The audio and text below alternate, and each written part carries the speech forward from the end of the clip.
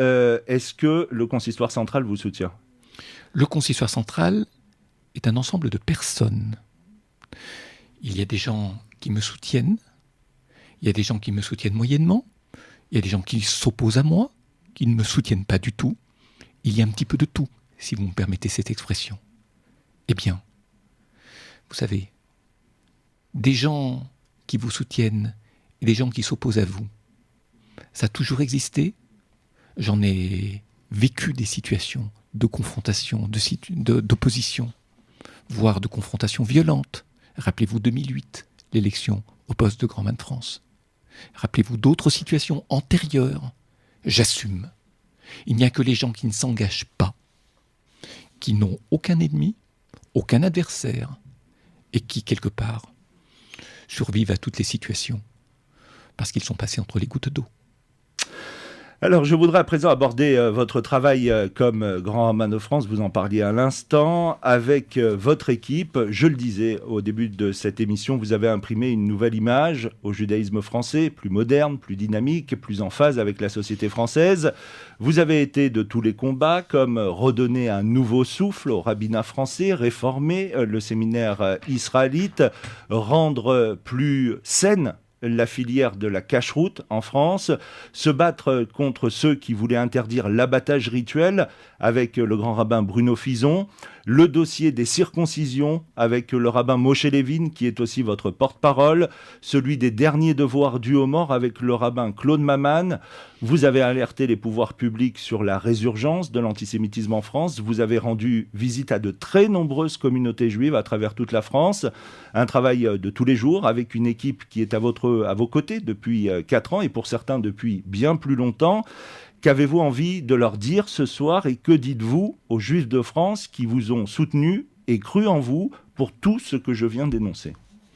Ce que je voudrais leur dire, c'est qu'une épreuve, traverser une épreuve, comme celle que je traverse, comme celle que ma famille, mes proches, mes collaborateurs et collaboratrices traversent, doit rendre plus fort. Plus fort, tirer des leçons, ne pas recommettre les mêmes erreurs, afin d'aller de l'avant. La teshuva existe, à condition que l'on sache ne pas répéter les mêmes fautes, et donc être beaucoup plus exigeant et beaucoup plus vigilant après qu'on ne l'était avant. Ça, c'est la première chose que je veux leur dire. La deuxième chose, c'est que l'image que j'ai de la communauté, l'idée que je me fais du judaïsme en France, et je voudrais associer le grand rabbin Chaim Corsia, qui n'a pas été mentionné tout à l'heure, parmi mes collaborateurs, et il y en a encore d'autres, et qu'ils ne se vexent pas de ne pouvoir tous être rappelés ce soir, imprime au judaïsme en France un souffle important. Et quand je dis un souffle, c'est-à-dire une plus grande proximité entre les juifs et les non-juifs, une plus grande proximité entre toutes sortes de juifs, ceux qui pratiquent et ceux qui ne pratiquent pas, et ceux qui sont tièdes. C'est-à-dire pas un judaïsme de clan, où il y a un tel type de juif, un autre type, etc., mais sans lien entre eux.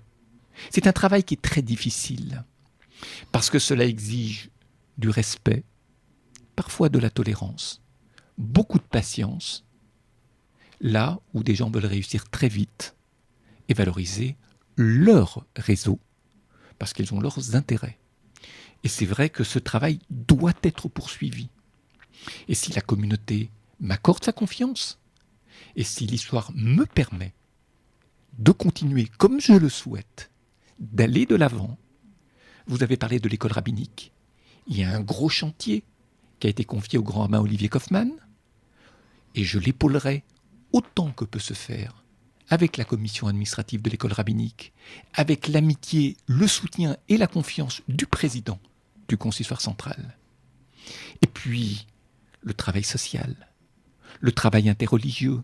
Vous avez parlé de la cacheroute, vous avez parlé de la formation continue des rabbins. Cette formation continue que nous donnons aux rabbins, c'est leur permettre de mieux affronter les problèmes des familles, les problèmes sociaux, les problèmes économiques, pour pouvoir apporter des réponses, pouvoir orienter les gens, pour pouvoir être de vrais relais lorsque les problèmes se posent à eux dans la communauté.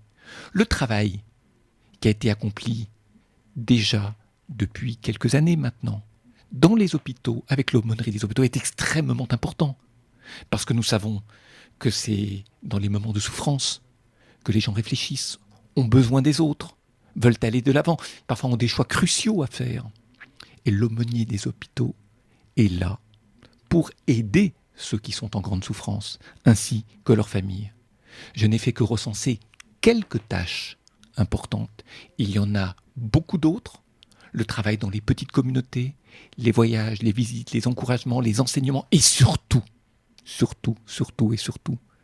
un enseignement de Torah qui parle à toutes sortes de juifs, qui leur donne à penser, que ce soit dans un langage simple ou que ce soit dans un langage intellectuel, mais une Torah qui élève, qui donne l'amour de l'autre, une Torah qui n'exclut pas, une Torah qui relie.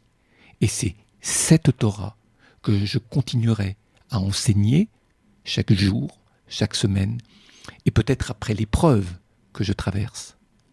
Une Torah que je dois enseigner encore beaucoup plus, et plus encore, étudier moi-même chaque jour. Dernière question avec vous, Gilles Bernheim. Comment avez-vous l'intention de renouer les fils de la confiance qui se sont établis entre vous et la communauté juive, entre vous et les gens qui travaillent avec vous au quotidien? 2 questions. Avec la communauté, avec ceux qui travaillent avec moi au quotidien. Ceux qui travaillent avec moi au quotidien, et cela, c'est important de le dire, peuvent être déçus, peuvent avoir l'impression d'avoir été trompés ou d'avoir été trahis. Et il m'appartient de leur demander pardon à ceux que j'ai pu décevoir et de le leur dire et qu'ils puissent l'entendre. Comme demander pardon à ses proches, parce que les proches souffrent dans cette épreuve. Les proches, ce sont les amis, les proches, c'est la famille, et la famille la plus, pardonnez-moi l'expression, la plus intime. Et puis, vis-à-vis de la communauté, problème d'image qui est à restaurer, qui est à reconstruire. Mais ceci étant, dans l'activité rabbinique qui est la mienne, depuis maintenant près de 4 ans et demi, je n'ai pas commis de faute. L'histoire de l'agrégation, l'histoire des emprunts ou des plagiats, ce sont des faits importants, moralement graves. Mais je n'ai pas commis de faute dans l'exercice de ma fonction, dans l'attachement aux causes qui sont les miennes, dans l'accomplissement des nombreuses obligations qui me sont conférées. Et cela aidera à retisser, à reconstruire une image de confiance. Je l'espère, si Dieu veut, avec l'aide du Tout-Puissant. Gilles Bernheim, merci pour ce moment de franchise et de vérité sur Radio Shalom. C'est la fin de cette émission. Bonne soirée à toutes et à tous.